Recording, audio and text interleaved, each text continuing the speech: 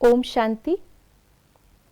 आज 2 अप्रैल है और आज बाबा ने हमें अव्यक्त स्थिति धारण करने के लिए जो इशारे दिए हैं वह है, जैसे बाप दादा अशरीरी से शरीर में आते हैं वैसे ही बच्चों को भी अशरीरी होकर शरीर में आना है। अव्यक्त स्थिति में स्थित होकर फिर व्यक्त में आना है। जैसे इस शरीर को छोड़ना और शरीर को लेना यह अनुभव सभी को है, ऐसे ही जब चाहो तब शरीर का भान छोड़कर अशरीरी बन जाओ और जब चाहो तब शरीर का आधार लेकर कर्म करो। बिल्कुल ऐसे ही अनुभव हो जैसे यह स्थूल चोला अलग है और चोले को धारण करने वाली मैं आत्मा अलग हूं। यहाँ बाबा ने हमें बहुत ही सूक्ष्म सारे दिन के लिए प्रैक्टिकल होमवर्क दिया है। वो क्या? अक्सर करके हम जब योग लगाते हैं तो कमेंट्री करते हैं, मैं आत्मा हूँ शरीर में, भ्रिकुटी में, अब मैं जा रही हूँ परम धाम। लेकिन बाबा ने हमें क्या बताया?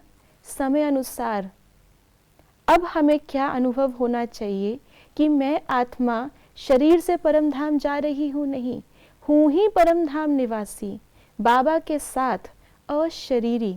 ज़्यादा समय हमारा वहाँ अनुभव में रहे और केवल कर्म करने के लिए मैं नीचे आ रही हूँ, इस चोले को धारण कर रही हूँ, ये कर्म कर रही हूँ, उसके बाद फिर डिटैच।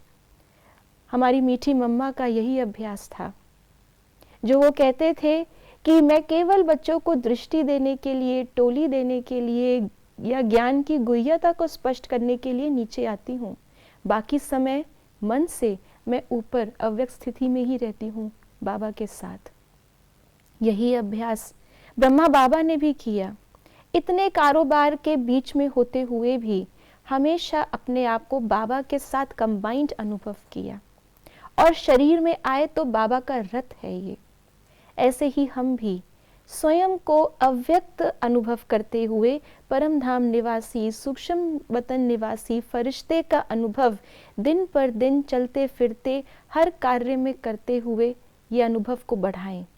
और केवल कर्म करने के लिए, जैसे मान लीजिए यदि आप घर से बाहर जा रहे हैं तो आप घर के स्लीपर्स को छोड़ के बाहर जाने वाले शूज पहनेंगे। यदि आप किसी स्पेसिफिक कार्य में जा रहे हैं, मान लीजिए माताएं किचन में जा रही हैं, तो अपने वस्त्रों के ऊपर एप्रन पहनेंगी। या आप लॉयर हैं, डॉक्टर हैं, आप अपने प्रोफेशन में जा रहे हैं तो वो कोट आदि आप पहनेंगे। कार्य अनुसार आप अपना चोला या अपने चोले के ऊपर कोई ना कोई आवरण धारण करते हैं।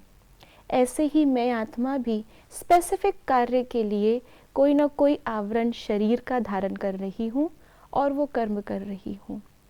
ये अभ्यास आज पूरे दिन हम अव्यक्त स्थिति बनाने के लिए करेंगे। ओम शांति।